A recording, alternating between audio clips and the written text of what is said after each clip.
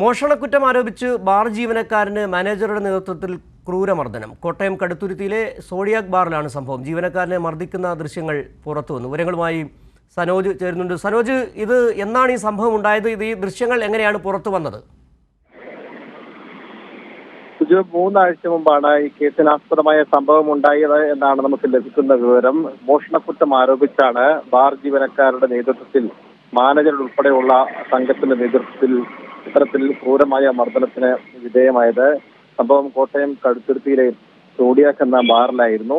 ഈ ദൃശ്യങ്ങൾ ആ സമയത്ത് സ്ഥലത്തുണ്ടായിരുന്ന മറ്റാരോ മൊബൈലിൽ പകർത്തിയ ദൃശ്യങ്ങളാണ്. സാധാരണ ഇത്തരം ദൃശ്യങ്ങൾ CCTV ദൃശ്യങ്ങളാണ് പുറത്തു വരാറുള്ളത് എങ്കിലും ഇത് മൊബൈലിൽ പകർത്തിയ ദൃശ്യങ്ങളാണ് എന്ന് നമുക്ക് വ്യക്തമാണ്. അത്തരം ഒരു സംഭവ വികാസം ഒപ്പമുണ്ടായിരുന്ന ആരോ മൊബൈലിൽ പകർത്തിയ ശേഷം 3 ആഴ്ചയ്ക്ക് ശേഷമാണ് ഈ ദൃശ്യങ്ങൾ പുറത്തു വന്നിട്ടുള്ളത്.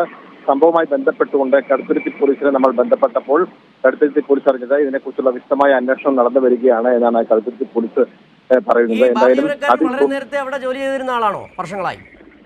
തീർച്ചയായിട്ടും വർഷങ്ങളായി അവിടെ ജോലി ചെയ്യുന്ന മാനേജറുടെ നേതൃത്വത്തിലാണ് ഇത്തരത്തിൽ ക്രൂരമായ മർദ്ദനത്തിന് വിധേയമായത്. എന്തെങ്കിലും മോഷണ കുറ്റങ്ങൾ നടത്തിയിട്ടുണ്ടെങ്കിൽ അത് ബന്ധപ്പെട്ട പോലീസ് ഉദ്യോഗസ്ഥരെ അറിയിച്ച് നിയമപരമായ നടപടി നേരിടാൻ ശ്രമിക്കുന്നതിന് പകരം നിയമം കയ്യിലെടുത്തുകൊണ്ടുള്ള ഒരു അക്രമമാണ് ഈ മാനേജറുടെ ഭാഗത്തു നിന്നും ഉണ്ടായത്. ഒരിക്കലും നീതീകരിക്കാൻ കഴിയത്തില്ലാത്ത ഒരു സംഭവ വികാസമാണ് ഈ സനോജാണ് വിവരങ്ങൾ നൽകിയത്. കോട്ടയം കടുത്തുരുത്തിയിൽ ബാറിൽ ജീവനക്കാരന് മാനേജറുടെ നേതൃത്വത്തിൽ കൊടിയ മർദ്ദനമേറ്റു. മോഷണക്കുറ്റം ആരോപിച്ചാണ് മർദ്ദിച്ചത്. വിവരങ്ങളാണ് സനോജ് നൽകിയത്.